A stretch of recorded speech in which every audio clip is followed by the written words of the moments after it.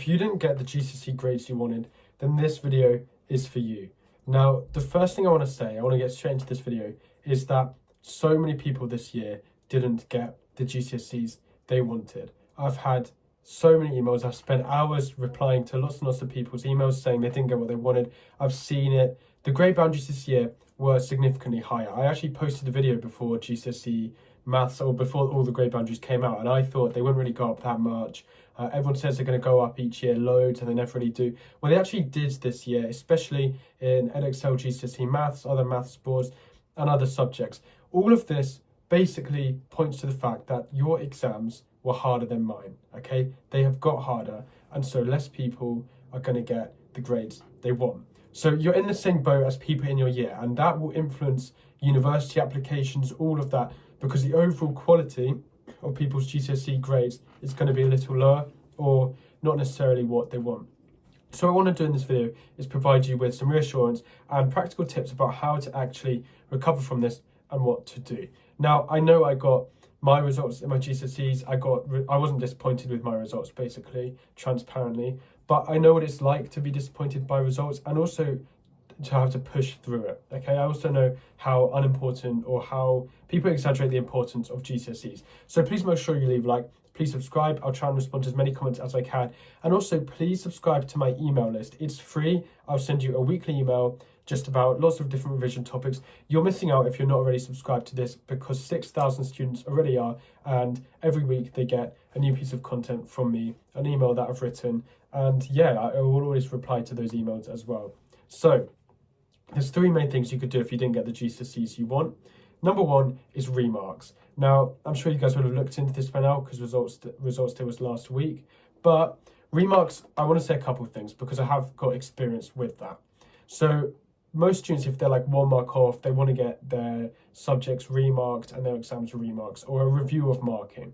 So just to clarify, what a review of marking is the examiners basically look through your papers, and they will be looking to confirm whether your papers were marked correctly. So crucially, it's not like they just completely remark it. It's more like a review of marking, it's what it's called. So it's actually rarer than people think that your mark's going to go up. Just because you 1 mark off and you marked harshly, that doesn't mean you're going to go up a mark. For history, for me, I was 1 mark off. I got a review of marking for all 3 papers, not a single mark changed. However, my advice here is, if you are 1 mark off in a crucial GCSE and there's going to be an actual difference, for example, a 3 and a 4 in maths, or maybe you want to take maths A-level, and so you need a 7, so your 1 mark off is 7, I think it's worth it. I would say it's worth it if you have the money. Annoyingly, it costs money. You know, I'm not a fan of review of marking, so I don't think the whole system is fair there. But you can do that. And my main advice is it's worth doing, because imagine if it is right. But say you're 1 mark off an 8 and you've got a 7. I'm not necessarily sure, unless you have the money, that is worth it. And don't get your hopes up too much in terms of that. But long story short, if you can do a review of marking, you're 1 mark off or you're 2 marks off, I'd do it. If you're 10 marks off, 6 and you got a 5, that's not worth it, okay? Don't just assume your grades are going to go up. The next option then is resets. Now, a lot of people are probably going to need to reset maths, English.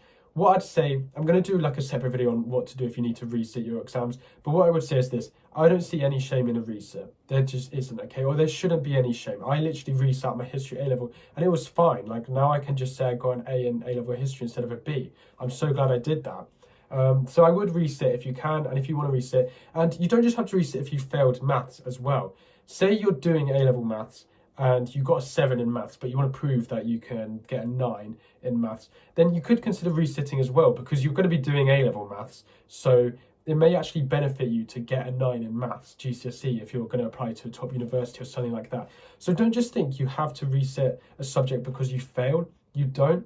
I don't understand fully why more people don't consider resetting some of their exams.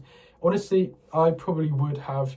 Yeah, it could be worth it. That's something you may want to explore. If it's a subject like English language or maths, a core subject. So say you got kind of very high consistent grades, and in English language you got 4. I would probably consider resetting English language, because I don't think that's a subject you have to do loads and loads and loads to reset. And you never know, the exam on the day could be a little better. So that's my advice in terms of resets. Don't be afraid of them. But one thing as well, just in general, and I'm going to do another video on this, is don't be too harsh on yourself. Like, if you got all 9s and a 7, I wouldn't necessarily, like, that's still a great set of results. I think some people want to reset results when they don't need to.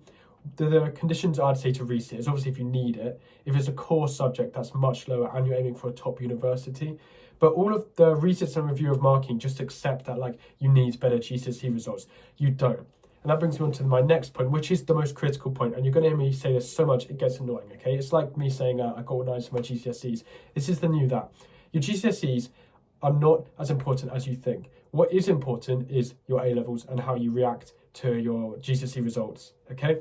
So however you felt for your GCSEs, a lot of people message me saying, I don't think I worked hard enough, I didn't do this. My response to everyone was, okay, that's a shame, right? I'm sorry that you didn't get the results you wanted. Use that motivation for your A-levels now. That's the only thing you can do. Or that's the biggest and most effective thing you can do. Because my worry is for students that don't get the GCSEs they want is they think they're stupid. They think they're, not good enough. They think they're not academic. And so they just don't really put in enough work into their A-levels. They don't even think they should aim for an A-star. They look at the smartest students in the class and, they get demotivated and they end up not getting good A-levels. And that just confirms that they think they're, that confirms their idea that they're not academic. You need to do the opposite. If you didn't get the GCSEs you want, you need to get the A-levels you want, right? And that involves serious hard work, serious effort. I'm going to be here for the next 2 years trying to help you get the best A-levels that you possibly can, okay? You can trust my channel, so yeah, please subscribe. But seriously, like, I am going to keep uploading. If you look at how consistent I've been in the past few years, I have, and I'm just going to continue to keep that up. So I'm going to be doing a lot of A-level content. Another thing as well is the sponsor of today's video, which is brilliant.org. Now, Brilliant helps you become a better thinker and problem solver with thousands of courses ranging from maths to computer science and even to AI. Brilliant is so effective because it helps you go from the basics all the way to a much more deep understanding of a subject. The reason Brilliant will be so useful in your A-levels is because these regular bite-sized courses is just something you can do to go above and beyond and learn ahead at a deeper, stronger level. For example, for maths, for A-level maths, the most popular A-level, Brilliant's course on calculus really helps you understand graphs, shapes, and learn A-level content. So what I'd be doing is getting Brilliant and start working through courses for subjects you're doing. Remember, for your A-levels, you need to get ahead, you need to go above and beyond. To learn for free on Brilliant, go to brilliant.org/Henry Brand or scan the QR code or click the link in the description and you'll get 20% off a premium annual subscription. So start learning with Brilliant and then also subscribe for the premium annual subscription as well, which is definitely worth it, and you can access all of their content there. So in short, your A-levels are going to be really important and you do want to consistently put in effort towards that. More videos in the future that I'm going to release will guide you towards that, like I said, over the next 2 years, but make sure as well you're subscribed to my email list. I hope this video has filled you with some confidence about your GCSE results, right? I know you could be disappointed, seriously disappointed. A lot of people have been, but the truth is there's not loads and loads you can do apart from what I've mentioned. And that should actually fill you with positivity. It's time to really double down on your A-levels because trust me, your future isn't over. Your dream of a top university doesn't have to be over either. So thanks for watching. Please leave any comments in the description as well, in the comment section as well, and I'll happily respond to all of them.